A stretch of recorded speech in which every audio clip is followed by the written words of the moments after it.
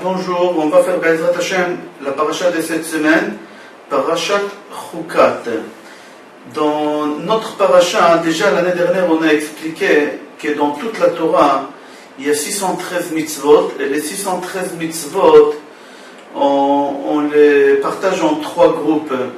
Il y a Chukim, comme la paracha de cette semaine, elle s'appelle Chukat, c'est une Chukat, c'est une loi. C'est la mitzvah de Para Aduma. Alors la Torah elle est divisée en trois parties. Une partie des Chukim, c'est tous les mitzvot qu'il n'y a pas de raisonnement. Akadosh Baruch Hu il a ordonné de les faire, on les fait. Il y a Mishpatim, c'est-à-dire le Mishpat, c'est jugement, c'est des mitzvot avec raisonnement. Et il y a Eduyot. Edut, c'est quoi? C'est des mitzvot qui ont fait pour témoigner. Par exemple, on fait Shabbat et on témoigne qu'Akadosh Baruch Hu, il a créé le monde pendant 6 jours et le 7e jour, il s'est reposé. Et on fait Sukkot et on témoigne qu'Akadosh Baruch Hu, pendant 40 ans, il nous a couverts avec de la nuée. On fait Pessah, on témoigne qu'Akadosh Baruch Hu, c'est lui qui nous a fait sortir d'Égypte, etc. Alors il y a trois groupes de mitzvot dans la Torah. Et un des groupes qu'on a expliqué, comme on a expliqué, ça s'appelle Chukim, Chukot, ou Chuka en singulier. Et la paracha de cette semaine, elle s'appelle Chukat. Quel Chukat? Chukat Para Aduma, la vache rousse. Akadosh Baruch Hu nous a ordonné de prendre pour nous purifier, etc. Mais le raisonnement, on ne le sait pas. C'est un chok, c'est Akadosh Baruch Hu qui l'a demandé qu'on le fasse, on le fait sans comprendre, c'est une loi. Il faut savoir que des fois il y a des gens qui disent moi je ne veux pas faire quelque chose que je ne comprends pas. Il faut qu'il y ait ma tête, que ça soit logique pour moi pour que je puisse faire cette mitzvah. Sinon je ne fais pas cette mitzvah. Cette personne, elle a une erreur. Pourquoi? Parce qu'on sait qu'il y a 613 mitzvot et on a des membres et des veines dans notre corps qui font aussi 613. Et chaque mitzvah qu'on fait, elle guérit un des membres de notre corps, comme c'est marqué dans Mishle Perek Gimel, Veshikul le'atzmotecha. C'est-à-dire c'est un médicament, la mitzvah c'est un médicament pour le membre de ton corps. Alors c'est lui qui dit, moi je ne fais pas telle mitzvah parce qu'elle n'est pas logique et je ne comprends pas, et quelque chose que je ne comprends pas, je ne fais pas. Cette personne, il a une grosse erreur. Je m'explique. Si quelqu'un va chez le docteur et le docteur lui donne une ordonnance et avec cette ordonnance il va à la pharmacie pour acheter le médicament et là-bas le pharmacien il prépare le médicament devant lui, il met une poudre rouge, une poudre blanche, rose, il mélange, il remue, il met un peu d'eau, un peu d'alcool et le bonhomme dit au pharmacien écoutez, expliquez-moi qu'est-ce que vous faites. Et le pharmacien lui dit je ne peux pas t'expliquer, va à l'université, fais des études comme moi et on va t'expliquer. Ce bonhomme, il dit à le pharmacien, si vous ne m'expliquez pas, je ne prends pas ce médicament. Le pharmacien, il lui dit, ne prenez pas, rentrez chez vous. Et le bonhomme rentre chez lui, il ne prend pas ce médicament. Sa situation, elle va s'empirer de plus en plus, jusqu'à qu'il va mourir. C'est exactement celui qui ne veut pas faire des mitzvot, parce qu'il ne comprend pas la mitzvah. Alors, normalement, la mitzvah, on a dit, ça guérit un membre de notre corps. Et lui, il ne veut pas prendre ce médicament qui c'est la mitzvah. Alors ce membre dans le corps, il va pourrir et pourrir jusqu'à ce que cette personne quittera ce monde. Il faut savoir que dans la mitzvah des Para Aduma, il y a beaucoup de choses qui sont pas compréhensibles, on ne les comprend pas. Mais on fait quand même cette mitzvah. Pourquoi? Parce qu'on sait en général que cette mitzvah, Kadosh Baruch Hu, il nous a demandé de la faire pour se faire pardonner au veau d'or. C'est-à-dire quoi au veau d'or? Il faut savoir que même le péché de veau d'or lui-même, il n'était pas logique. Pourquoi? Parce que on vient de sortir d'Égypte. On a vu tous les miracles qu'Hachem nous a fait en Égypte. Les 10 plaies, et après l'ouverture de la mer, on a pris Bizataya, on a eu tellement de miracles que comment on a eu cette idée, cette pensée d'aller faire le veau d'or? Après tout, qu'est-ce qu'on a vu? Qu'Akadosh Baruch Hu, il est là, qu'il est présent, qui nous surveille, qui c'est lui qui l'a donné, qui donne et qui donnera, et on va faire un veau d'or. Pourquoi? Parce que Boshesh Moshe l'avant, parce que Moshe il a eu quelques heures de retard, alors on s'est permis à faire un veau d'or. c'est-à-dire le péché lui-même de veau d'or, il n'est pas logique. On n'arrive pas à le comprendre comment on a pu faire une chose pareille. Be'ezrat Hashem, quand le Mashiach il va venir, le Atid Lavo, que ça soit très vite, Be'ezrat Hashem, le Mashiach il va nous faire comprendre, il va nous expliquer tous les mitzvot qu'on n'a pas compris, qu'on doit les faire. Shlomo HaMelech dans Kohelet, Perek Zayin, Pasuk Rav Gimel, dit, la Gemara dit que ce pasuk-là qu'il a dit, il a parlé de la vache rousse. Shlomo HaMelech, il a dit, Amarti achakema, je voulais apprendre, Vehi rechoka mimeni, mais je n'arrivais pas à comprendre. De quoi Shlomo HaMelech parle? La Gemara dit que Shlomo HaMelech, il a parlé ici de la mitzvah de para adouma, de la vache rousse. Shlomo HaMelech, il a essayé de comprendre le raisonnement de cette mitzvah-là, mais il n'a pas réussi. Il a dit, Amarti achakema, je voulais apprendre, Vehi rechoka mimeni, elle est très loin de moi. Je n'arrive pas à comprendre. Comme ça, la Gemara dit. Mais d'où on sait que Shlomo HaMelech, il a dit ce pasuk-là sur la vache rousse? Peut-être il a parlé des autres mitzvot aussi, que c'est des chukim, c'est des mitzvot sans logique qu'on ne comprend pas. Alors la Gemara dit non, que la valeur numérique Vehi Rechoka, c'est exactement la même valeur numérique que la vache rousse. C'est pour ça qu'on dit que Shlomo HaMelech dans Kohelet, il a dit ce pasuk, Amarti achakema Vehi Rechoka mimeni, il a parlé de la vache rousse. C'est-à-dire, on voit que la mitzvah de la vache rousse, c'est une chouka, c'est-à-dire qu'on ne comprend pas. Ni Shlomo HaMelech il a compris, ni Moshe Rabbeinu il a compris, on va développer ça, Be'ezrat Hashem, ensemble. Shlomo HaMelech il a dit, tous les mitzvot de la Torah, j'ai compris. Mais seulement, au moment que j'ai arrivé à notre paracha, et j'ai essayé de comprendre la paracha de la vache rousse, Shlomo HaMelech il a dit Chakarti ve'sha'alti ve'pishpashti ve'rechuka mimeni. J'ai approfondi, j'ai fait des recherches, j'ai demandé, j'ai tout fait pour comprendre, mais personne n'a pu m'expliquer. Elle est très loin de moi la réponse de ma question. Achida dit pourquoi Shlomo HaMelech il a tout fait pour essayer de comprendre cette mitzvah de para adouma de la vache rousse. Pourquoi? Le Chida Rabbi Chaim David Yosef Azula dit pour la simple raison que dans la mitzvah de la vache rousse, dans le pasuk de la vache rousse dans notre paracha, il a trouvé que les premières lettres de ce pasuk de la vache rousse, ça représente Moshe Rabbeinu. Comment? Velakhu latame me'afar serefat apara. Me'afar serefat apara, les trois premières lettres, ces mots-là, c'est Moshe. Shlomo HaMelech, il a dit, même mon prénom, il est dans ce pasuk-là, mais il n'est pas en ordre. Velakhu latame me'afar serefat apara, serefat achata. On voit ici aussi Shlomo, c'est en désordre, c'est pas en ordre comme Moshe Rabbeinu. Et c'est marqué dans Tehillim, Yosher divrei emet, dans Tehillim, Perekhet, pasuk Yud Aleph, Shlomo HaMelech il a dit, il faut toujours, au moment qu'on essaie de comprendre les choses et qu'on essaie de voir les choses, il faut voir les choses en ordre, pas en désordre. Alors lui, il a essayé de comprendre comment ça se fait que le prénom de Moshe Rabbeinu, il figure en ordre. Mais Afar Serefat Apara, les premières lettres, c'est même Shinhei Moshe. Mais Shlomo, certes, il y a dans le pasuk, mais en désordre. Et c'est pour ça qu'il a essayé de comprendre le raisonnement, pourquoi c'est en désordre comme ça. Parce que si mon prénom il est en désordre dans le pasuk, ça aussi il a une signification. Dans la paracha, on parle aussi de la disparition de Myriam. On voit qu'il y a la vache rousse, et après on parle de la disparition de Myriam à Nevi'a. Quel rapport il y a entre la disparition de Myriam et la vache rousse? Chachamim disent pour nous apprendre que la vache rousse, c'est un sacrifice qu'on fait. On fait la shrita et après on brûle la vache rousse tout entière, et après on prend le cendre, on met dans de l'eau et avec cette eau on se purifie. Mais c'est un sacrifice la vache rousse. Et ce sacrifice de la vache rousse, ça fait quoi? Ça fait réparer les fautes que nos parents ils ont fait par rapport au veau d'or. Myriam HaNevi'a, c'était une tzadeket.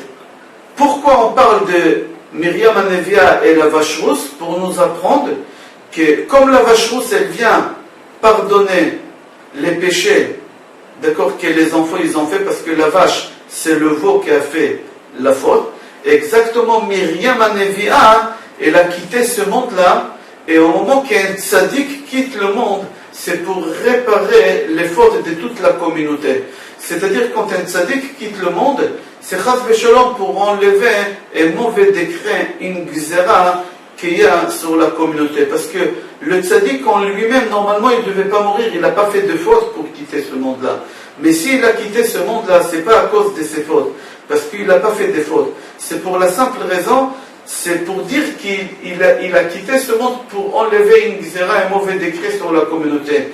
Et c'est pour ça, la disparition de Myriam, c'est à côté de la vache rousse. Comme la vache rousse, c'est un sacrifice, par rapport à ce qu'elle a fait son fils, c'est la mère qui elle meurt, c'est exactement ici aussi, le tzaddik meurt par rapport au péché que ses enfants, c'est la communauté, toute la communauté, ils sont considérés comme les enfants du Rav. On raconte qu'un jour, le Rabbi Yaakov Sofer, c'est celui qui a écrit le Kaf HaChaim, Zecher Tzadik Vekadosh Livracha, c'était un vendredi soir, c'est une histoire qui elle fait très très peur. C'était un vendredi soir, il était en train d'étudier la Torah, et en plein milieu de la nuit, il voit que l'ange de la mort arrive, et il veut prendre sa neshama. C'était vendredi soir, au milieu de la nuit, il veut prendre sa neshama. Le Kaf HaChaim dit à l'ange de la mort, regarde, moi j'ai pas fini encore d'écrire mes livres de Kaf HaChaim. J'ai pas fini. Alors je te demande s'il te plaît de partir. Il a dit, je ne peux pas partir, je suis obligé de prendre un grand tzaddik parce qu'il y a un gros décret sur la communauté. Il faut que je te prends. Alors il lui a dit, regarde, maintenant tu ne peux pas me prendre parce qu'il faut que je finisse le livre de Kaf HaChaim, je n'ai pas fini. Moi, qu'est-ce que je te conseille? Je ne suis pas le seul tzaddik ici dans la ville, il y a un autre Rav ici qui s'appelle Rabbi Yecheskel Ezra, qui lui aussi c'est un grand tzaddik. Alors va chez lui et prends sa neshama. L'ange de la mort, il va chez Rabbi Yecheskel Ezra pour prendre sa neshama. Parce qu'il lui a dit, parce qu'il y a un gros décret sur la communauté, il y a une grande gezera. Et il lui a dit, c'est le Kaf HaChaim Rabbi Yaakov Sofer qui m'a envoyé de te prendre ta neshama. Alors il lui a dit, Chacham Ezra, Rabbi Ezra, il lui a dit, va chez Rabbi Yitzhak Sarim. Lui c'est un grand tzaddik, si tu prends sa neshama, ça aussi ça peut faire kapara sur toute la communauté. En fin de compte, il lui a donné une raison pourquoi aussi. C'est pas marqué ici pourquoi, mais le Malach Hamavet il est parti et il a pris la neshama de Rabbi Yitzhak Sarim. Le lendemain matin, samedi matin, quand ils se sont retrouvés à la synagogue, Chacham Yaakov Sofer et Rabbi Ezra, alors Chacham Yecheskel Ezra, il est parti voir Rabbi Yaakov Sofer, il a dit, pourquoi tu m'as envoyé hier soir l'ange de la mort? Il a dit, parce que tu es un tzaddik, et grâce à ta force, ta neshama, si lui va prendre ta neshama, tu vas pardonner sur toute la communauté. Et il lui a dit, en fin de compte, tu es là, comment ça se fait? L'ange de la mort, il t'a pas pris. Il a dit, non, moi aussi, j'étais en train d'écrire un livre, et je lui dis que j'ai pas fini, et je lui demandais d'aller voir le Rav Yitzhak Sarim. Il est en train de parler comme ça, et juste il y a un messager qui rentre à la synagogue pour dire que Rabbi Yitzhak Sarim, il a quitté ce monde-là cette nuit. C'est-à-dire, de cette histoire, on apprend comment c'est fort la disparition d'un tzaddik au moment qu'il quitte ce monde-là, que ça fait pardonner vraiment sur toute la communauté. C'est-à-dire que les tzaddikim, quand ils quittent ce monde-là, c'est pas seulement pour eux, et c'est pas pour eux, c'est pour toute la communauté, pour toute la génération. Et c'est ça qu'on voit avec Myriam Anevia, qui a quitté ce monde-là, et sa disparition, on parle juste à côté de puits, et à côté de la vache rousse. On continue dans notre paracha, c'est marqué Vaishma Kenani Melech Arad Yoshev Negev Kiba Israël. Là-bas on explique que à Kenani, en réalité c'était Amalek. Mais Amalek, qu'est-ce qu'il a fait? il s'est déguisé.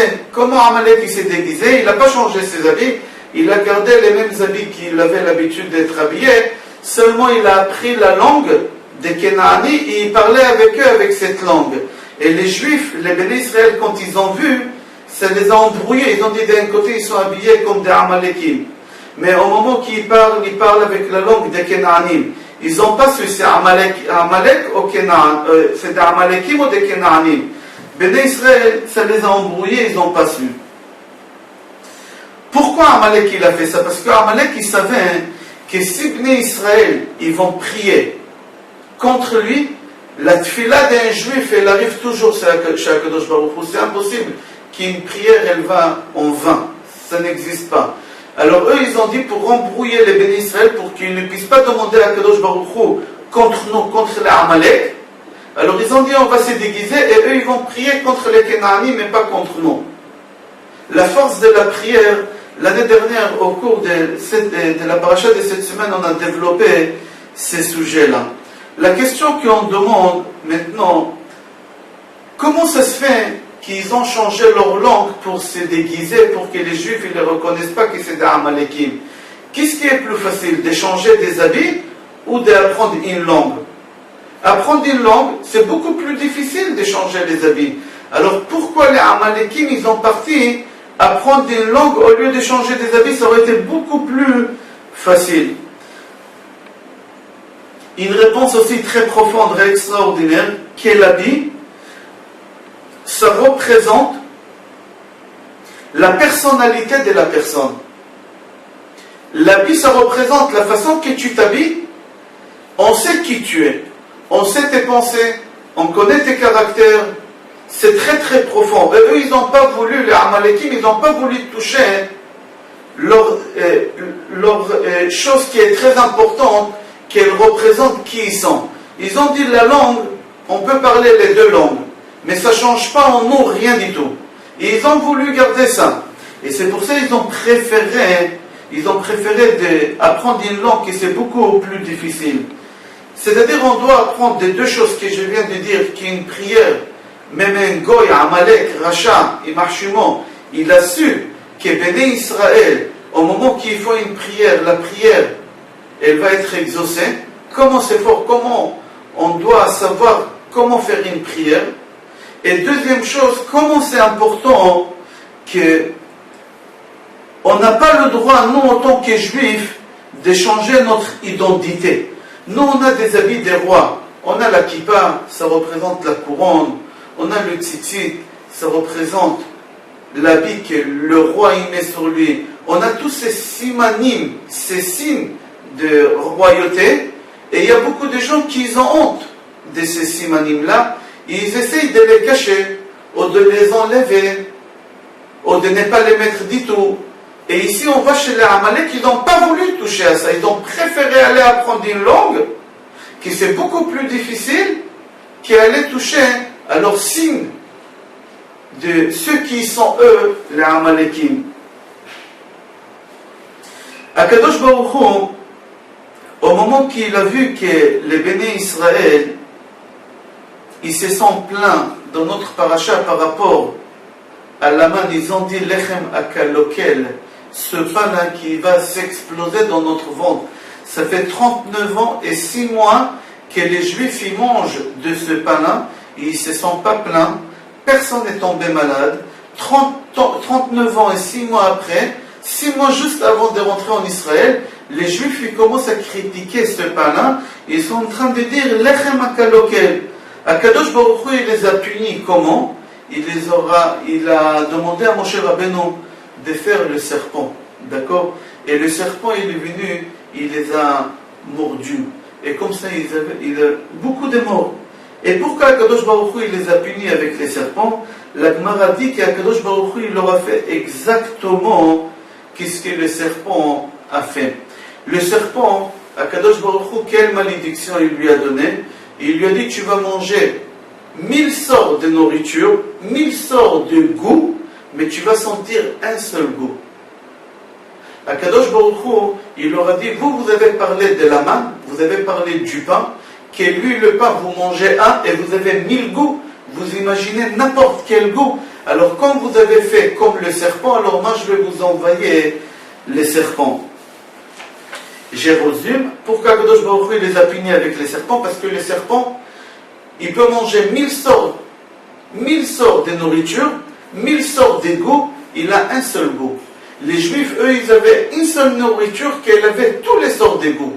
Et vous avez parlé de cette nourriture, alors moi je vais vous envoyer quelqu'un qui lui peut manger 1000 sortes de goûts, mais il a 1000 sortes de goûts, mais ils sont seulement un seul goût.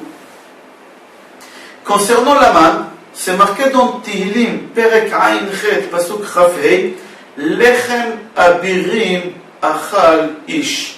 La Gemara Yoma, page Ayin Hei Amud Bet dit, c'est quoi Lechem Abirim? La Gemara dit, Lechem Shenivla Beramach Evarim. Abirim, c'est Evarim. C'est le pain qu'on l'a consommé, et au moment qu'on l'a consommé, on n'avait pas besoin de se vider. C'est-à-dire le pain il rentrait dans les membres de notre corps et tout a été bénéfique pour le corps. C'est-à-dire que la nourriture, on n'avait pas besoin de la digérer. Directement quand on la mangeait, elle pénétrait dans les membres de notre corps. C'est-à-dire, aujourd'hui, au moment que je mange un repas, ça prend un certain temps pour que je digère cette nourriture et que j'ai envie de manger encore une autre nourriture. Eux, Béné Israël, dès qu'ils mangeaient la manne, directement cette nourriture, elle pénétrait dans les membres du corps, c'est-à-dire qu'ils n'avaient rien à digérer. La question qu'elle se pose, c'est connu que dans Gemara Brachot, page Memchet Amud Bet, c'est marqué là-bas que Moshe Rabbeinu, c'est lui qui a instauré les Birkat Amazon. Moshe Rabbeinu, il a instauré les Birkat Amazon au Béné Israël quand ils étaient dans le désert.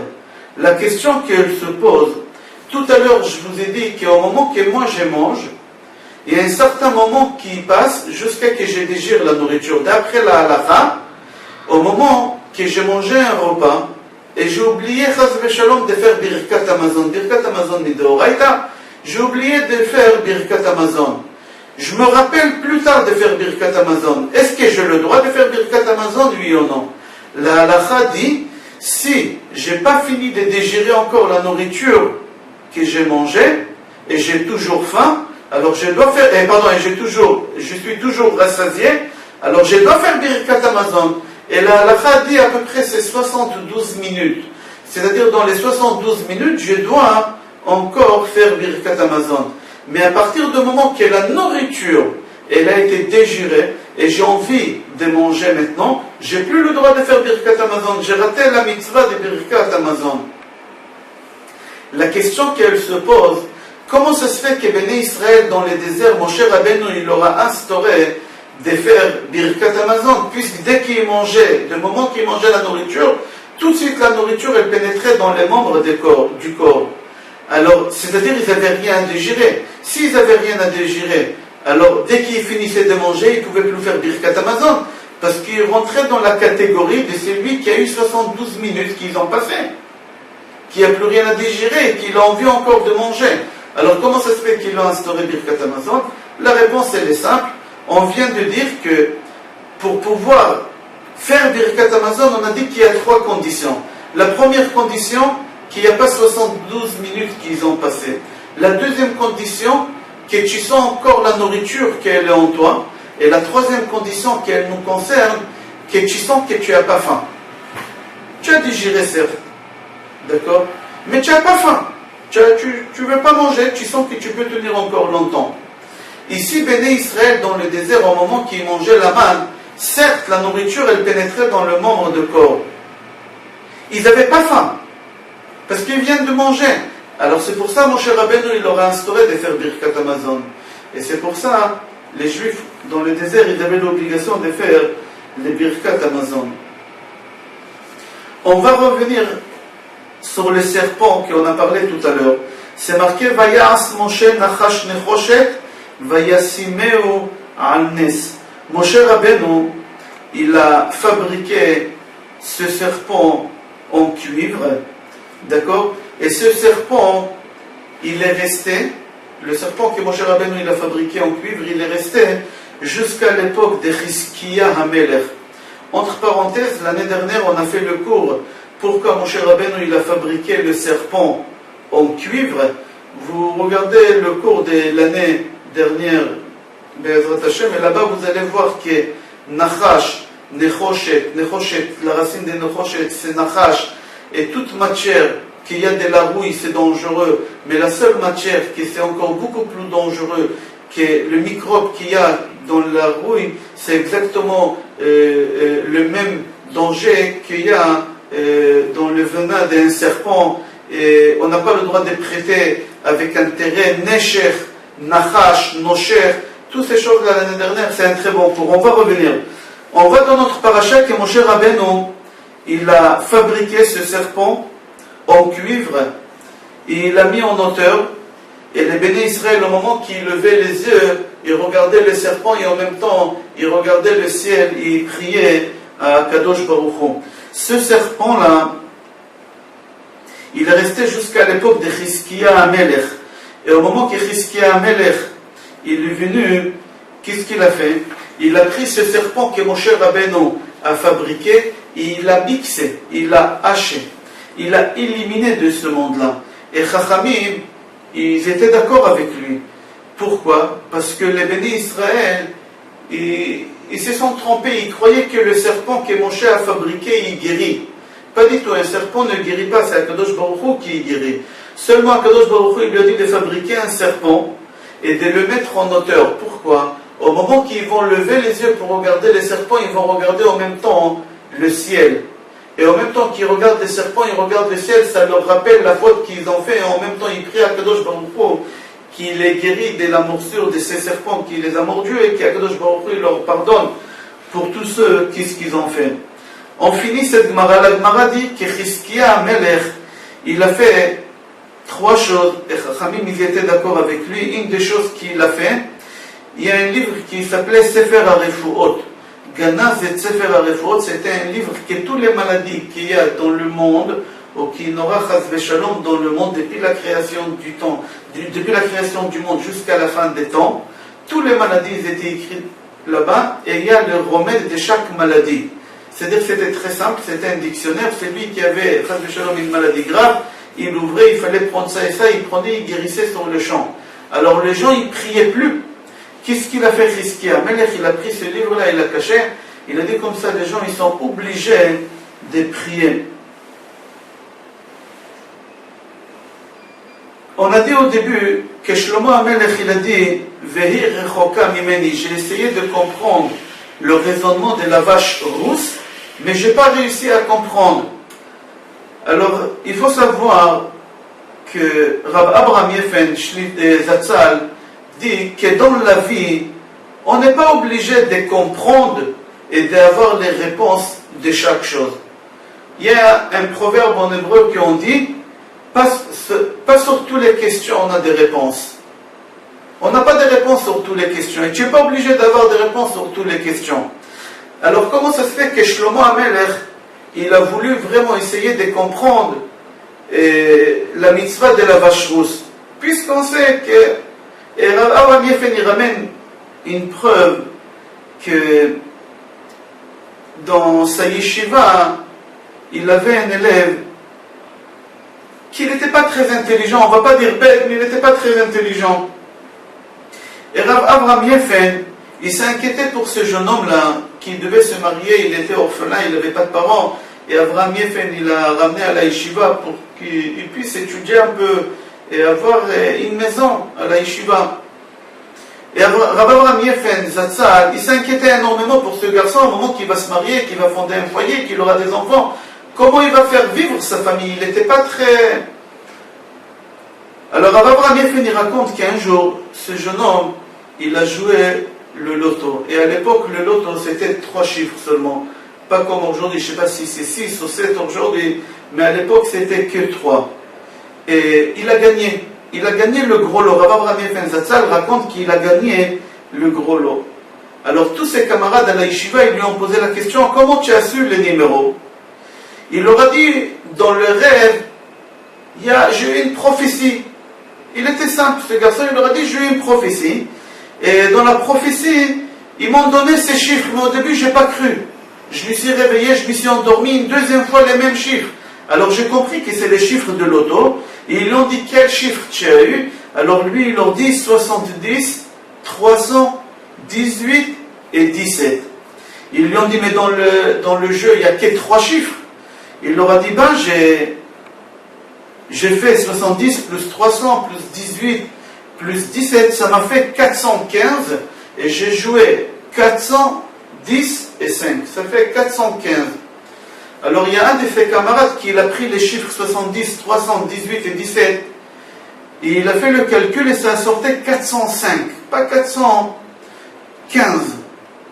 Alors les élèves, ses copains, ils lui ont dit, attends, on ne comprend pas, tu as rêvé des chiffres 70, 317, 18 et tu dis que ça a sorti 415 et tu as fait 410 et 5, mais d'après le compte, tu te trompes, c'est 405. Comment tu es arrivé à 415? Il leur a dit, heureusement que je ne sais pas calculer, parce que si j'aurais su calculer, j'aurais tombé sur 405 et je n'aurais pas gagné le loto. C'est-à-dire des fois même, qui ont fait des erreurs, et nous on croit qu'on fait des erreurs, mais c'est uniquement pour notre bien. Voilà, lui il a fait une erreur, et à la fin, qu'est-ce qu'il a eu? C'est-à-dire on n'est pas obligé d'avoir des réponses sur toutes les questions. On n'est pas obligé de comprendre tout. Des fois c'est bien de ne pas comprendre des choses. Des fois c'est bien, au moment qu'on fait des erreurs, c'est bien aussi. Qu'est-ce qu'on apprend de cette histoire? Qu'en réalité, Rabbi Abraham Yefen Zatzal dit qu'en vrai, nous, on ne sait rien. Nous, on croit qu'on sait, mais en vrai, on ne sait rien du tout. On ne sait pas qu'est-ce qui est bon pour nous, on ne sait pas qu'est-ce qui n'est pas bon pour nous, on ne sait pas qu'est-ce qui est vrai, qu'est-ce qui est faux. Et des fois, ne pas savoir quelque chose, c'est un avantage. Ne pas savoir, ne pas comprendre, ne pas connaître quelque chose, c'est un avantage. Il faut savoir que c'est un avantage extraordinaire. C'est-à-dire qu'en réalité, Rav Avraham Yefen conclut qu'on doit faire confiance à Kadosh Baruch Hu, que toutes les choses qu'il nous donne, qu'il nous a données et qu'il va nous donner, Be'ezrat Hashem, c'est uniquement pour notre bien. Et nous, on n'est pas capable de rien faire. Au moment qu'Akadosh Baruch Hu, il a dit quelque chose, il a fait quelque chose, Rav Avraham Yefen dit, n'essaye pas de comprendre et de chercher et de savoir, n'essaye pas d'être très intelligent, comme il a essayé de faire Shlomo HaMelech. Shlomo HaMelech, il a essayé de faire des choses que la Torah il a déconseillées. Et lui, il s'est pris pour quelqu'un de super intelligent. Et il a fait des erreurs. Shlomo HaMelech, lui, qui a construit le Beth Amikdash. Akadosh Baruch Hu, il a dit dans la Torah, Lo yarbelo nashim, velo yasur levavo. Shlomo HaMelech, il a dit, non, moi je vais prendre beaucoup de femmes. Et moi, je vais rester sur le droit chemin.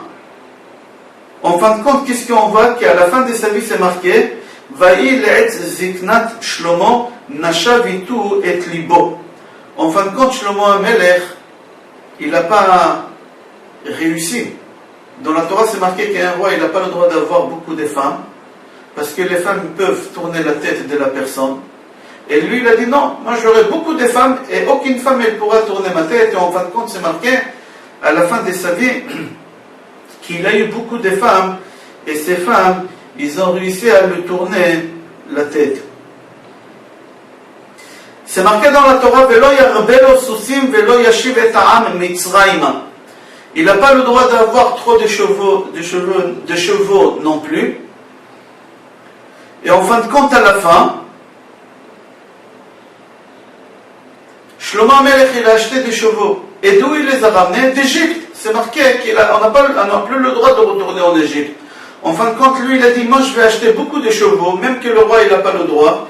Et Shlomo HaMelech, il est parti, il a acheté beaucoup de chevaux. Et d'où il a ramené les chevaux? Les meilleurs chevaux à l'époque, ils étaient en Égypte. En fin de compte, il n'a pas tenu sa parole. C'est-à-dire, quand la Torah te dit quelque chose, on n'a pas le droit d'essayer, on n'a pas le droit, on a le droit, oui, mais c'est déconseillé. On dit, tu n'es pas obligé de comprendre et de savoir tout. La paracha nous parle de para aduma, on n'est pas obligé de savoir et de comprendre toutes les choses. Des fois, ça peut être contre nous. Et des fois, ça peut être un avantage de ne pas comprendre et de ne pas savoir les choses. Dans notre paracha, on parle de la pureté, de l'impureté de l'homme. Or HaChaim HaKadosh, au début de notre paracha, il explique pourquoi un juif, après sa mort, peut rendre quelqu'un d'autre impur, mais un non-juif, après sa mort, ne peut pas rendre quelqu'un d'autre impur. Je m'explique. Un juif, à partir du moment qu'il rentre dans un cimetière juif, qu'il rentre dans un endroit où il y a un mort, ou qu'il touche un mort, il devient impur. Alors il y a plusieurs degrés dans l'impureté. C'est lui qui l'a touché un mort, c'est 7 jours. C'est lui qui était sous le toit d'où, au moment que la Neshama il a quitté, alors c'est jusqu'au soir, etc.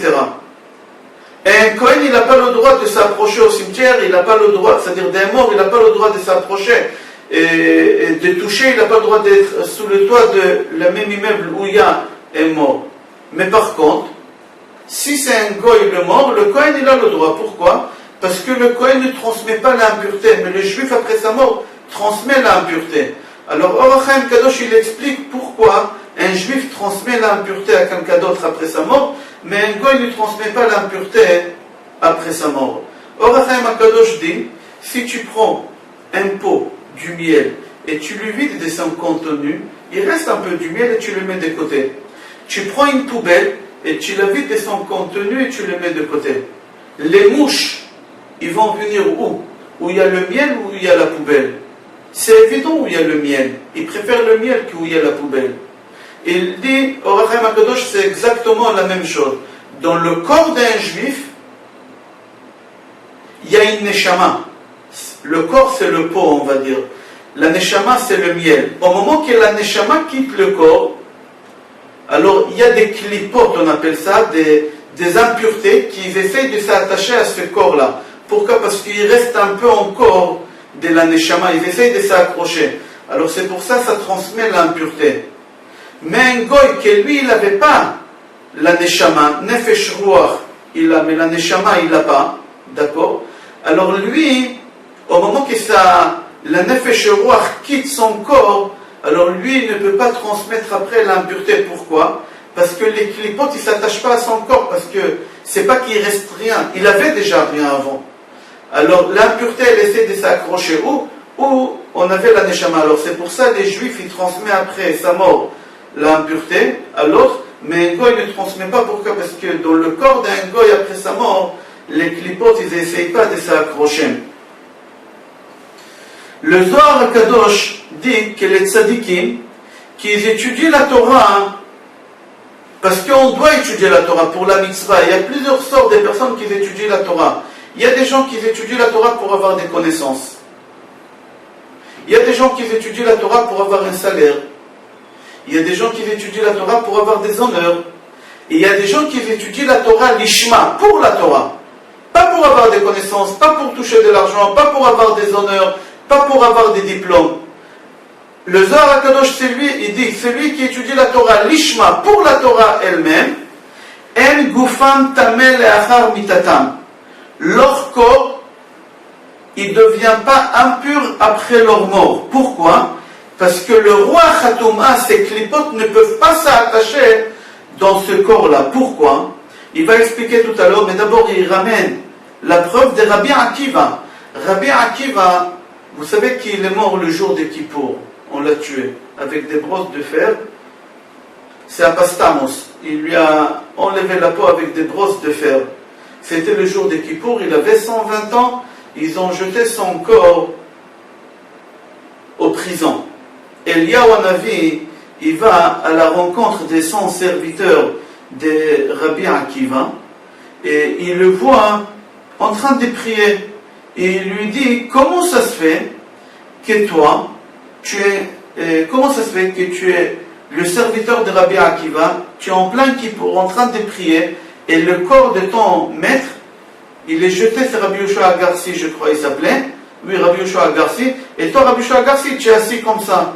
Il a dit, je ne peux pas rentrer en prison. Pourquoi? Parce qu'il y a des gardiens.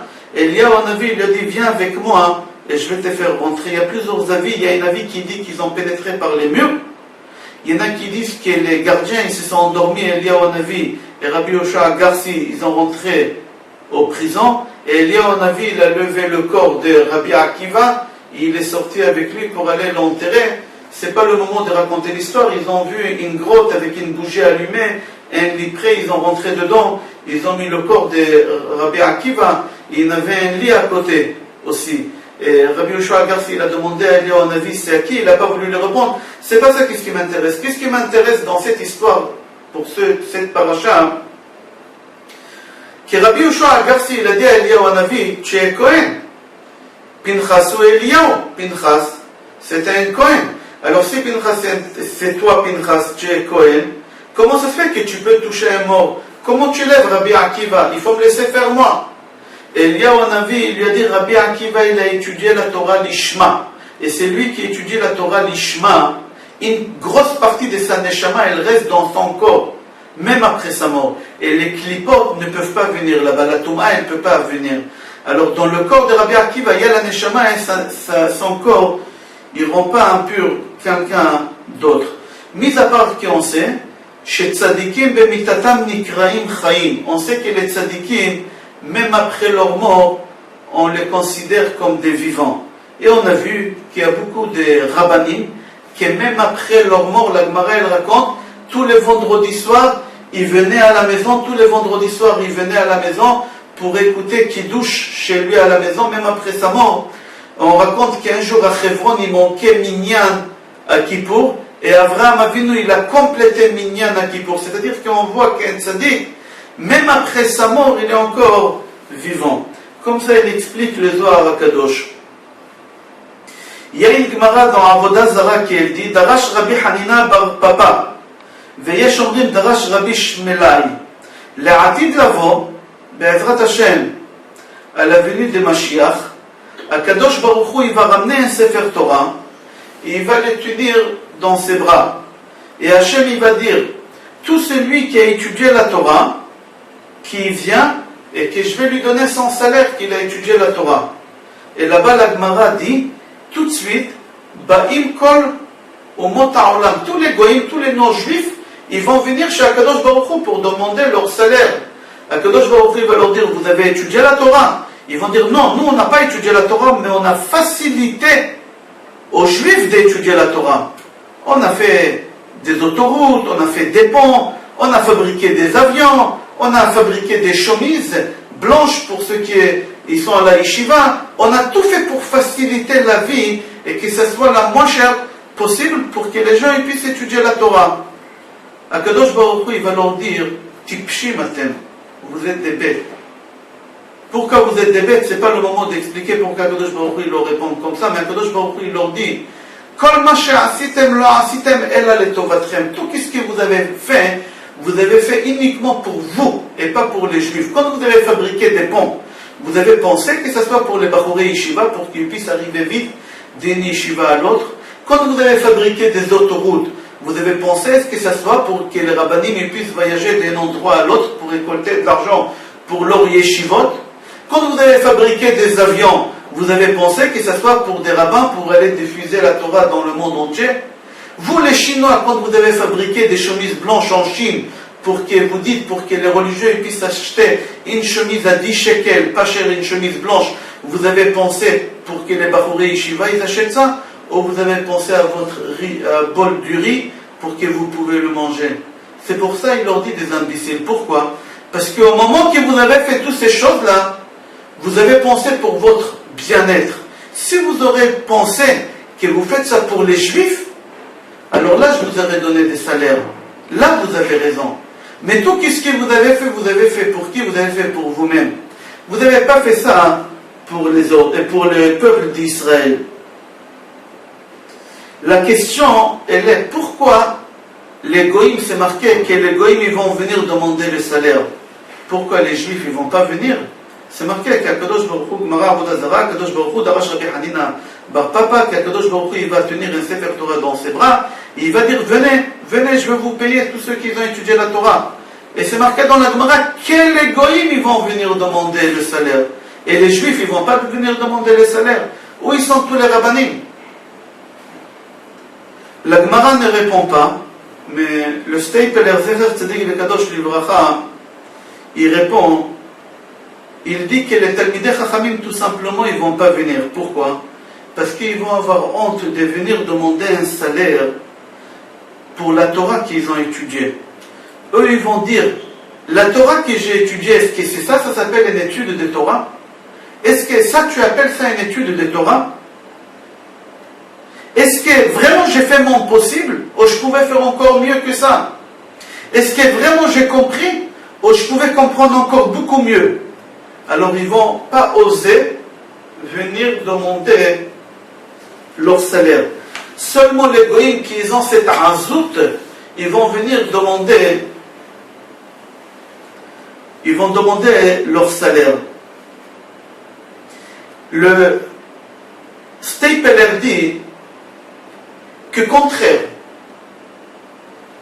que plus tu étudies la Torah, plus tu comprends comment tu n'as pas assez de connaissances dans la Torah. Comme ça, le Stapler, plus tu étudies, plus tu vois que tu es très loin, que tu n'as pas encore atteint, tu es très loin à atteindre ce niveau-là pour aller demander. Alors, plus tu étudies, plus tu deviens humble. La preuve, le Stapler Zatzal dit que la seule personne qui a compris la raison de la vache rousse, c'était Moshe. Et suite à la connaissance de la vache rousse, c'est marqué sur Moshe Rabbeinu, Aya Anav Mikol Adam, que c'était l'homme le plus humble de tous les hommes. Pourquoi? Parce que Moshe Rabbeinu, au moment qu'il a compris la raison de la vache rousse, il a compris combien il est loin d'avoir la connaissance de la Torah qu'il doit avoir. Il y a un proverbe qui on dit Nechamat Shotim, la consolation des bêtes. C'est quoi la consolation des imbéciles? C'est marqué dans Avot de Rabbi Nathan, au moment qu'il est mort, le fils de Rabbi Yochanan ben Zakkai. Rabbi Yochanan ben Zakkai, son fils, il est mort, c'était une mort terrible. Et il a eu du mal à être consolé, Rabbi Yochanan, pour la mort de son fils. Et ses élèves, ils ont rentré chez lui pour aller lui faire condoléances et essayer de le consoler. Le premier qui est rentré, c'était Rabbi Elazar ben Urkenos. Et Rabbi Elazar ben Urkenos dit à son Rav, Rabbi Yochanan ben Zakkai, Monsieur le Rabbin, est-ce que vous me permettez de vous dire quelques mots de consolation? Il lui a dit, oui, bien sûr, mon fils. Il lui a dit, Monsieur le Rabbin, Adam, il avait un fils qui s'appelait Evel. Et c'est son frère qui l'a tué. Ça fait très très mal pour un père déjà que son fils il est mort. Mais que ça fait encore beaucoup plus mal quand c'est le frère. Quand c'est le frère il tue son frère, ça fait beaucoup plus mal aux parents. Et c'est marqué qu'Adam Arishon quand même, il s'est consolé à la fin. Chez Neymar Veyeda Adam Odet Ishto. Alors toi aussi, essaie d'avoir des forces pour être consolé, pour avoir une consolation. Le Rav lui a répondu, Rabban Yochanan ben Zakkai, il lui a dit, Lodai shani mitztaer be'atzmi, ça suffit pas déjà que je souffre pour ma douleur à moi que j'ai par rapport à mon fils. Toi tu viens et tu me rappelles la douleur qu'il a eu Adam, que ça me fait très mal pour lui. Ça me fait mal de se rappeler qu'Adam Arishon il a perdu son fils. Là tu m'as rajouté double. Et mon fils et Adam Arishon, qu'est-ce qu'il a eu? Ça me fait énormément du mal. Tu m'as pas consolé, tu m'as rajouté. Après lui, il est rentré Rabbi Yehoshua.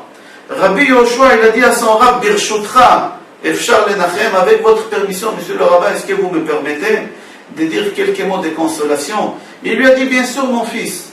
Amarlo, Iyov, Ayulo, Banim ou Banot. Job, il avait des filles, il avait des enfants, il avait des garçons et des filles. Ils sont tous morts dans la même journée. Il a reçu une consolation, il a accepté la consolation, c'est marqué, hein? Hashem Natan, ve Hashem Lakach, Yishem Hashem Evorach. Alors toi aussi, monsieur le rabbin, essayez de faire des efforts. Le rabbin lui a dit, ça ne suffit pas déjà la souffrance que j'ai moi par rapport à mon fils. Tu viens, tu me rajoutes encore, et tu me rappelles la souffrance qu'il a eu Job. Ça me fait très mal pour Job.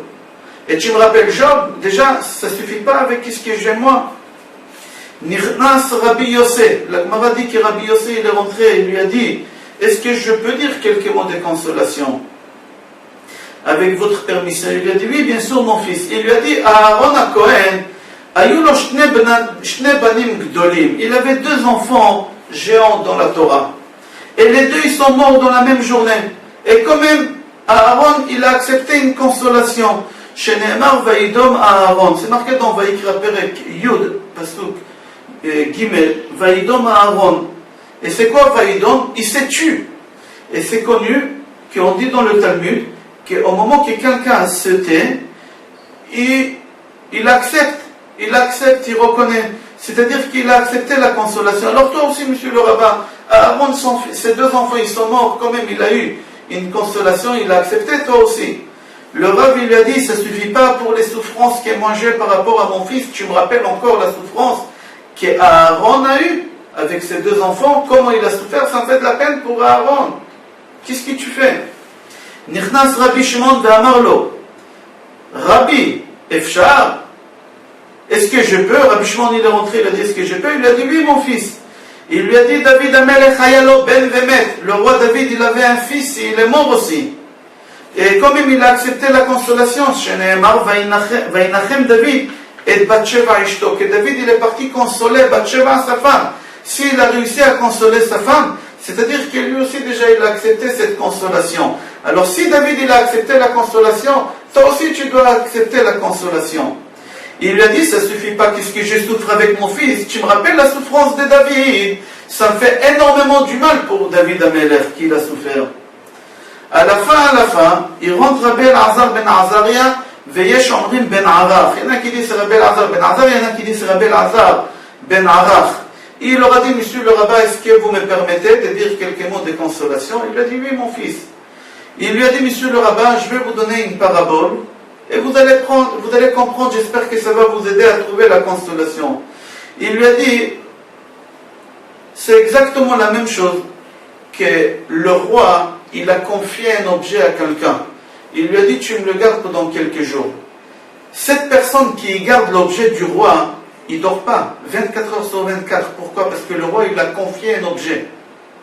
Et lui, il pleure tous les jours. Quand est-ce que le roi va venir réclamer son objet, que je me débarrasse de cette responsabilité? C'est une grosse responsabilité. Si je néglige quelque chose, si j'abîme la chose, si je me fais voler, le roi il va me couper la tête. Je suis responsable. Il ne dort pas des jours et des nuits, il ne mange pas, rien. Il ne vit pas, ce bonhomme. Alors qu'est-ce qu'il fait? Il pleure. Quand est-ce que le roi il va récupérer cet objet? Il lui a dit, c'est exactement, Dieu il t'a donné un enfant. Il t'a confié une neshama. Et ton devoir à toi de faire en sorte que cette neshama arrive devant un Kadosh Baruch Hu saint, avec beaucoup de Torah, avec beaucoup de connaissances, avec beaucoup de mitzvot. Dieu il t'a confié quelque chose, c'est le roi des rois. C'est le roi des rois. Maintenant que le roi il est venu récupérer la chose qu'il t'a confiée, tu dois te sentir soulagé normalement. Et en plus tu l'as rendu l'objet mieux que ce qu'il te l'a donné. Alors tu dois avoir une consolation. C'est marqué dans la Gemara, Af atar rabbi, toi aussi monsieur le rabbin. Aya lechaben, tu avais un fils, il a étudié la Torah, Nevi'im, Ktuvim, Mishnah, Halachot, Agadot, et il a quitté ce monde-là sans faire aucune faute. Alors toi aussi tu acceptes la consolation. Parce que tu as rendu qu'est-ce que Dieu il t'a confié, mieux qu'est-ce qu'il te l'a donné. Il lui a répondu son Rav, Rabban Yochanan ben Zakkai. Il lui a dit, Rabbi Elazar, bénis mon fils, Nichamtani, tu m'as vraiment consolé, mais tu m'as consolé comme les hommes justes ils doivent consoler, pas comme tes camarades. Le Rav Yecheskel Avramski, Zecher Tzedek Vekadosh Livracha du monde, normalement, c'est une question extraordinaire. Au moment que quelqu'un, il est en train de souffrir, il est en train de souffrir énormément, et tu vas lui dire, tu sais, il y a quelqu'un comme toi, il y a 2 ans, il avait la même chose, il a souffert énormément. Ce bonhomme, il s'en fout de la personne. Qui il a souffert, c'est dépassé. Ça ne me concerne pas, c'est pas moi, c'est pas ma famille. Qu'est-ce que tu es en train de me rappeler des choses? Je m'en fous. Ça ne m'intéresse pas. Comme ça, Rav Avramski dit. Mais, là, Rabban Yochanan ben Zakkai, il souffre, et on lui rappelle la souffrance d'Adam Arishon, on lui rappelle la souffrance de David Amelech, On lui rappelle la souffrance de Job, on lui rappelle des souffrances d'il y a 1000 ans, d'il y a 2000 ans, d'il y a 3000 ans, d'il y a 4000 ans d'Adam, que son fils Evel il est mort. Et il a de la peine comme si c'était lui-même, comme si c'était hier. Comment Rabban Yochanan ben Zakkai, il a pu vivre dans une façon extraordinaire de vivre la vie des autres, de partager les malheurs des autres. Lui, il avait une souffrance énorme. Son fils, il est mort. Et on lui rappelle de quelqu'un qu'il n'a pas connu, de quelqu'un qui a 4000 ans cette histoire. Et il a dit, je sens la souffrance comme si c'était maintenant, et comme si c'était pour moi-même. D'ici, on apprend combien nos maîtres, ils vivent la vie des autres. Quand on va devant un rave et on lui raconte nos problèmes, ou le rave, il entend tous les malheurs qu'il y a dans le monde, comment ce rave, il souffre, combien il pleure. Je me rappelle combien il pleurait quand il entendait des gens qui souffraient, des femmes qui ne pouvaient pas avoir des enfants qui n'arrivaient pas à se marier. Il pleurait comme si c'était leurs propres enfants, son propre fils, sa propre fille, il pleurait. Il vivait la chose, exactement comme Rabban Yochanan ben Zakkai. Qui est capable aujourd'hui, qui est capable aujourd'hui, au moment qu'il lit dans la lecture de la Torah, qu'Aaron a Cohen, ses 2 enfants, ils sont morts, qui est capable parmi nous de pleurer? Personne. Mais Rabban Yochanan ben Zakkai, lui, il a pleuré, parce qu'il vivait la chose, il partageait tout avec tout le monde. On a dit au début, tout à l'heure, de ce sujet-là, qu'il y a un proverbe qui dit Nachamat Shotim, la consolation des imbéciles. C'est-à-dire quoi la consolation des imbéciles? Il y a des gens qui se consolent quand ils entendent que quelqu'un d'autre il a le même problème qu'eux. On dit Tsarat Rabim Nechama. Un problème de plusieurs personnes, c'est déjà une consolation qu'on est plusieurs. La Gemara, elle n'est pas d'accord. Elle dit, c'est lui qui dit ça, que ça me console, que mon voisin il a le même problème que moi, c'est un imbécile. Pourquoi? Parce que si tu as mal aux dents, tu as une rage de dents, et on te dit, tu sais que tous les habitants de ton quartier, ils ont la même chose que toi. Est-ce que ça va te soulager? Pas du tout. Pas du tout. Alors comment tu peux dire que la consolation est facile au moment quand on est plusieurs personnes à vivre le même problème? Donc, Mara Moed Katan, page Chavchet, c'est marqué à Amoud Aleph, Amar Rabbi Ami. Rabbi Ami, il pose la question qu'on a posée tout à l'heure. Lama nismecha mitat Miriam le parashat para aduma. Pourquoi dans la Torah on voit côte à côte l'histoire de la disparition de Myriam avec la vache rousse? La Gemara là-bas répond, l'Omar lecha, pour te dire, ma para aduma mechaperet al chet ha'egel, kach mitat tzadikim mechaperet al am Israël. On a dit tout à l'heure, quoi la vache rousse fait pardonner sur le péché du veau d'or, comme ça, au moment qu'il y a une tzadik qui quitte ce monde-là, ça fait une kapara pour toute cette génération. On raconte une histoire que pendant la Deuxième Guerre mondiale, en Allemagne, quand les Allemands et Marshimam, ils ont fait sortir tous les Kdoshim de la Yeshiva de Kelem pour les tuer, et leur Rosh Yeshiva, Rabbi Daniel Moshovitz, ils les ont mis en ligne droite devant une fossée, et ils tiraient des balles dans leur tête, ils tombaient, et après, ils les couvraient. Et au moment qu'ils les ont mis en ligne droite, le Rosh Yeshiva Rabbi Daniel Moshovitz, il a demandé aux responsables allemands, est-ce que vous m'autorisez à parler quelques mots avec mes élèves, avec mes enfants, avant de faire ce que vous voulez faire? Ils lui ont dit oui. Tout de suite, il s'est retourné vers ses élèves, et il leur a dit en yiddish, pour que les Allemands ne comprennent pas. Il leur a dit, dans la Gemara, on voit l'histoire des 10 martyrs. Parmi les 10 martyrs, il y a un qui s'appelait Rabbi Ishmael Cohen Gadol. Rabbi Ishmael Cohen Gadol, il a pleuré sur la mort de Rabban Shimon ben Gamliel. il lui a dit, Zu Torah ve Zu Schara, c'est ça la Torah et c'est ça le salaire. Tout ce qu'on a étudié la Torah et c'est ça le salaire qu'ils vont nous tuer comme ça. Au moment qu'il a dit ça, il y a une voix céleste qui est sortie et elle a dit, si j'entends encore un mot contre cette mort-là, j'ai détruit le monde. Je noie le monde avec de l'eau, tohu bohu, comme c'était avant. Acceptez votre mort. Alors Rabbi Daniel dit à ses élèves, pourquoi la voix céleste, elle s'est énervée et elle a dit, si j'entends encore un mot, je noie le monde. Pourquoi? Rabbi Daniel, il a dit à ses élèves, il faut savoir quand un tzaddik meurt, ça fait pardonner les péchés de tous les gens de la communauté. Mais il y a une seule condition, il faut que le tzaddik, au moment qu'il meurt, il accepte avec amour sa mort. Mais si tu te plains avant de mourir, ça ne sert à rien, ta mort. Tu vas pas faire pardonner la communauté. Et c'est pour ça, la voix céleste, elle a dit à Ishmael Kohen Gadol, tu dois mourir maintenant pour faire pardonner tous les péchés de tout le monde parce qu'il y a trop de péchés. Et si tu te plains, alors ta mort, elle ne servira pas et tout le monde, il faudra qu'il meure, il faudra que je noie le monde avec de l'eau, comme c'était tohu bohu.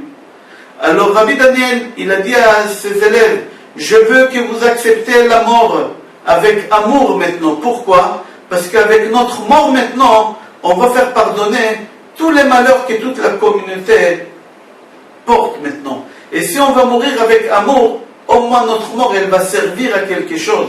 Mais si on va mourir avec une arrière-pensée, avec une amertume, qu'on n'accepte pas cette mort, notre mort ne servira à rien. Alors acceptez. Acceptez. Tout de suite, tous ces élèves, ils ont ouvert le champ, ils ont dit Ashrenu matov chelkenu mana'im goralenu uma yafa yerushatenu, et comme ça Kedoshé Kelem, ils sont morts. Aussi c'est connu, le gendre de Chafetz Chaim, Rabbi Tzvi Hirsch, il est mort très jeune. C'était le gendre de Chafetz Chaim. La fille de Chafetz Chaim, elle est rentrée chez son père et lui a dit, papa, pourquoi Akadosh Baruch Hu il a fait une chose pareille? Pourquoi? Mon mari c'était un tzaddik. Jamais il a fauté de sa vie. Chafetz Chaim il n'a pas répondu, il a écouté la souffrance de sa fille, mais il n'a pas répondu. Elle n'a pas arrêté de pleurer. Chafetz Chaim il a tapé fort sur la table. Et il n'a pas pu se contrôler quand il a vu sa fille, qu'elle ne s'arrête pas de pleurer. Et il lui a dit, Maratzit she'akadosh baruch hu yashmit chetzi olam. Ma fille, qu'est-ce que tu veux? Que Dieu détruise la moitié du monde? Il voulait lui dire que son mari, que c'était un tzaddik, Akadosh Baruch Hu, il a pris parce que la moitié du monde, il devait être détruit. Il y a trop de péchés. Et Akadosh Baruch Hu, il a pris un tzaddik à la place de prendre la moitié du monde. Alors, de quoi tu pleures? De quoi tu te plains? Qu'est-ce que tu aurais préféré? Que la moitié du monde va mourir? Avec sa mort, il a réussi à sauver la moitié du monde. Comme ça, Chafetz Chaim, il lui a dit à sa fille. On continue la paracha, c'est marqué dans la paracha, Vaidaber ha'am be'elokim ou be'Moshe, Lama ha'ilutunu mimitzrayim lamut bamidbar ki en lechem ve'en mayim. Les béné Israël, ils ont commencé à se plaindre contre Dieu et contre Moshe Rabbeinu en disant, pourquoi vous nous avez fait sortir d'Égypte pour nous tuer dans le désert? On n'a pas du pain et on n'a pas de l'eau. Et les bizarres, cette chose qu'ils veulent reprocher à Kadosh Baruch Hu et à Moshe Rabbeinu. Qu'est-ce qu'ils disent? Il n'y a pas de pain? Qu'est-ce que c'est? Il n'y a pas de pain. On sait que chacun dans le désert, il a eu à peu près 2 kilos, 250 grammes du pain de manne devant sa porte tous les jours, comme ça Rashi, dans Bamidbar, Tedvav Pasuk Raf dit que chacun il avait à peu près 2 kilos, 250. Qui mange 2 kilos 250, 2 kilos, on ne va pas dire 2 kilos 250 grammes, 2 kilos du pain par jour, qui mange ça? Chacun avait 2 kilos 250. La Gemara dit que les familles étaient très nombreuses. Et à tel point, la Gemara dit que devant les maisons, des fois, il y avait de la manne à l'auteur d'un immeuble de 12 étages. Et vous vous plaignez qu'il n'y a pas du pain à manger? Comment c'est possible?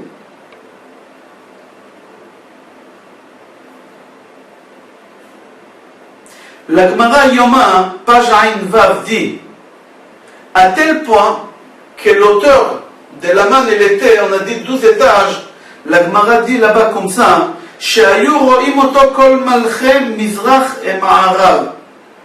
qu'on le voyait de l'est à l'ouest, tous les rois, ils voyaient la manne. L'auteur, il s'est demandé c'est quoi ça? Et tu dis que vous n'avez pas du pain à manger? Il n'y a pas d'eau? Il n'y a pas d'eau, il s'est plaint qu'il n'y a pas d'eau. À Chafetz Chaim dit, au moment que tu entends le mot qui veut dire puits, le puits de Myriam, tu imagines dans ta tête, c'est du pierre en cercle, et il y a une trop profondeur, et on doit faire descendre en bas, un seau, et monter de l'eau. On imagine comme ça, au moment qu'on parle de puits de Myriam, on imagine un puits comme on connaît. Et les gens font la queue pour aller puiser l'eau. Et pas que pour eux, pour les animaux. Chafetz Chaim dit, c'est faux de penser comme ça. Pourquoi? Si vous allez calculer combien de personnes ils ont sorti d'Égypte, vous allez voir que c'est impossible qu'il y ait une puits d'eau comme on imagine, et elle a pu leur donner à boire pendant les 40 ans. Pourquoi? On dit que les hommes, ils étaient entre 20 ans et 50 ans, 600 000 personnes. Ils étaient mariés, ça fait 1,2 million. Ils avaient les enfants. Ils avaient ceux qui n'étaient pas mariés. Ils avaient les Erev. Ils ont arrivé à peu près à 8 millions, pas 8 millions, à 6 millions et demi, 7 millions de personnes dans le désert. Ils étaient les béné Israël. Si vous calculez que chacun a eu une demi-minute, même qu'il faut plus qu'une demi-minute, jeter le seau et faire monter l'eau, etc., même qu'il faut plus que ça, on va dire qu'il aura fallu une demi-minute. Vous multipliez ça par les 5 millions et demi, 6 millions, ça va sortir exactement que chaque personne il a bu une fois tous les 55 ans d'eau. J'ai oublié de vous dire, n'oubliez pas que chacun il est sorti d'Égypte avec 90 ânes. Multipliez ces 90 ânes par 600 000 personnes, il y a 54 millions d'ânes qui ont sorti. C'est pas possible d'imaginer que ce puits, c'était un puits normal, comme on imagine, et que c'est avec ça ils ont vécu pendant 40 ans dans le désert. C'est faux. Alors il faut comprendre c'est quoi le puits de Myriam. Il faut comprendre. Le Tosefta dit que le puits de Myriam, c'était un genre de roue, comme une roue. Au moment que les béné Israël ils voyageaient, la pluie elle roulait avec eux, seul comme un roue. Et au moment qu'ils stationnaient, chaque chef des tribus il venait avec sa canne, et il traçait un trait par terre où il y a le puits, et ce qu'il a tracé, ça devenait un fleuve. Et de ce puits-là, il y a 12 fleuves qui sortaient avec une abondance extraordinaire. Le Tosefta dit à tel point qu'au moment qu'une femme d'une tribu, elle voulait rendre visite à sa copine de l'autre tribu, il fallait qu'elle prenne une barque pour traverser, pour arriver à sa copine. C'est marqué Aoufri Atzur.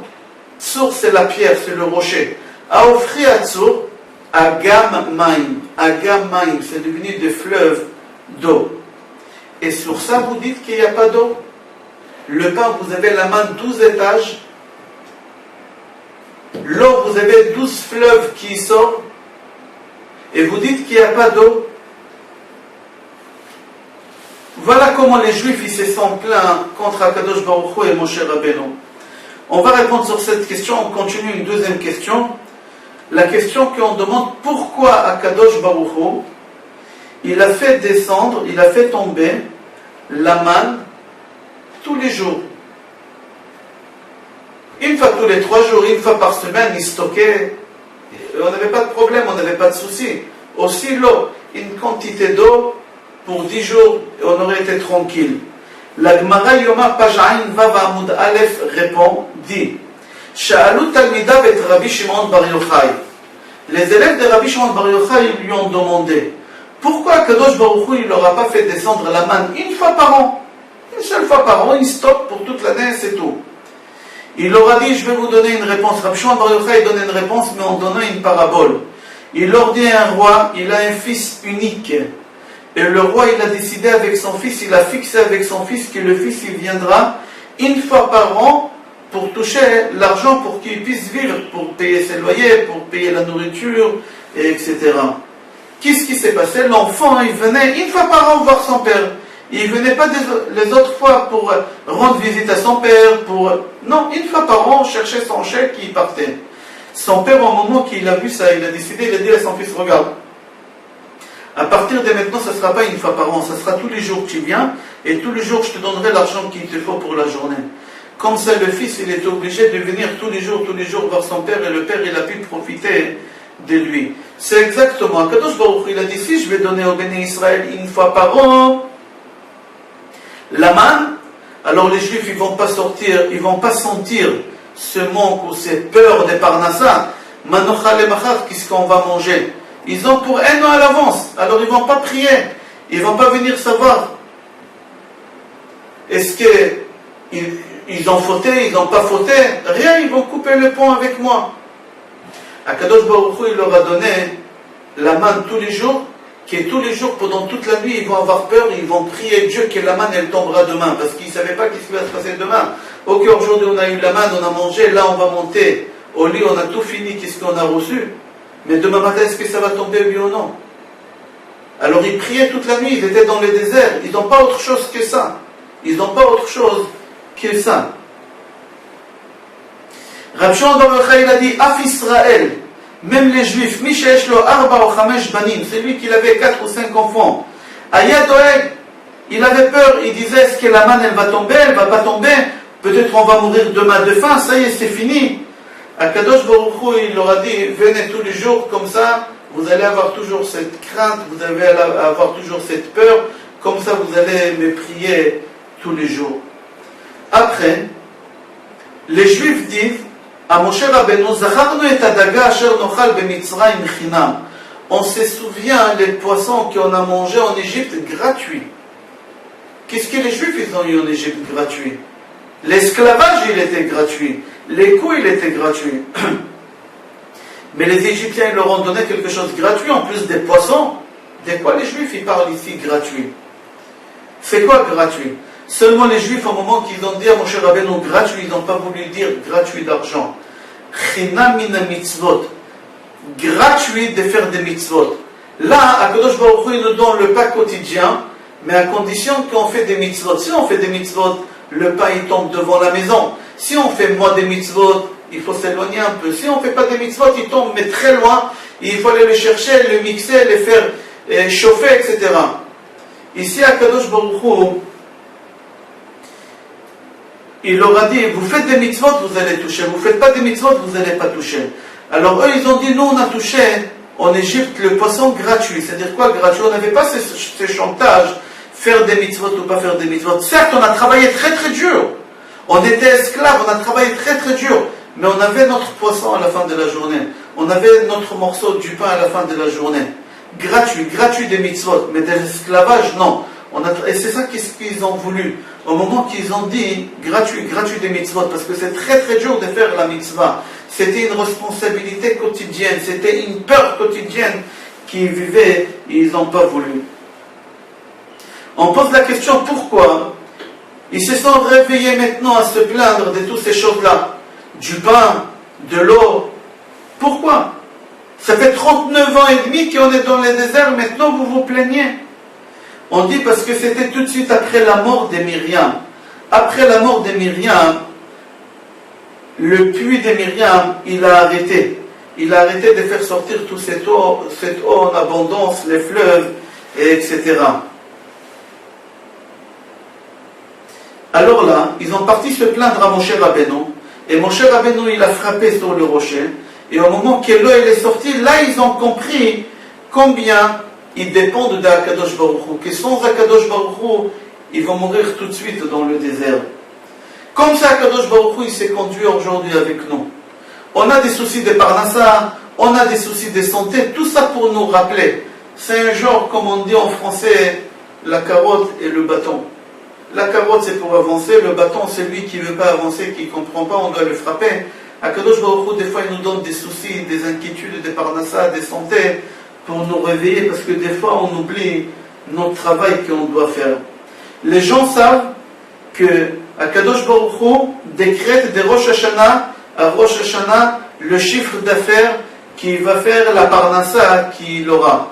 La Gemara dit, Chachamim disent, comme ta parnassa elle est décidée de Rosh Hashanah à Rosh Hashanah, aussi les problèmes, les soucis de parnassa aussi, ils sont décrétés combien tu auras la quantité de Rosh Hashanah à Rosh Hashanah. Là-bas, la Gemara raconte qu'un jour, Rabbi Yochanan ben Zakkai, il a rêvé que ses neveux, les deux enfants de sa sœur, ils vont perdre cette année 700 dinars. Qu'est-ce qu'il a fait? Il leur a pas dit que cette année ils vont perdre 700 dinars. Pendant toute l'année, de temps en temps, il partait chez eux, il leur disait donnez la tzedaka, donnez la tzedaka. Et pendant toute l'année, il a réussi à leur sortir sans qu'ils vont se rendre compte 683 dinars. La Gemara dit. Le dernier jour de l'année, la police, les fils qui sont venus arrêter ses neveux. Pourquoi? Parce qu'ils doivent de l'argent. Et au moment qu'on les a arrêtés, Rabban Yochanan ben Zakkai, il leur a dit ne vous inquiétez pas. Si vous allez donner 17 dinars à la tzedaka, tout de suite vous allez être libérés dans la journée. Tout de suite ils ont donné 17 dinars, ils étaient libérés. Ils lui ont dit comment tu as su? Il leur a dit la simple raison, moi je savais que cette année vous allez perdre 700 dinars. Comme j'ai réussi à vous prendre pour la tzedaka cette somme là, 683, et plus que ça j'ai pas réussi parce que vous avez refusé, alors l'État est venu prendre. C'est-à-dire au moment qu'on donne à la tzedaka, c'est au lieu de donner chas v'shalom à quelqu'un d'autre. Donc Midrash Rabbah dit quelque chose qui fait très peur. C'est lui qui ne veut pas ouvrir sa porte pour donner la tzedaka à un pauvre. Il y a un pauvre qui toque à la porte et tu ne veux pas ouvrir pour lui donner. D'accord. Mais Akadosh Baruch Hu, il va faire en sorte que tu vas ouvrir la porte pour faire rentrer des docteurs chez toi à la maison pour qu'ils viennent voir tes enfants parce qu'ils sont malades. Chas v'shalom, comme ça, Rahman al-Islam, comme ça c'est marqué dans Bamidbar Rabbah. On pose la question, pourquoi Akadosh Baruch Hu, il nous donne, il nous prend, il nous met avec des points d'interrogation, qu'Akadosh Baruch Hu, il nous donne qu'est-ce qu'il doit nous donner, et qu'il ne reprend plus, et c'est fini, comme ça il n'a pas besoin de nous donner, de reprendre, Pourquoi tout ça? La réponse est, pour qu'on sache, et qu'on apprend, qu'Akadosh Baruch Hu, c'est lui qui donne, c'est lui qui prend, et que jamais on aura cette idée, qu'on a réussi à avoir et on a réussi à conquérir quelque chose par notre force ou par notre sagesse. Il faut qu'on sache Mimcha Hakol ou Meyadecha Natanu.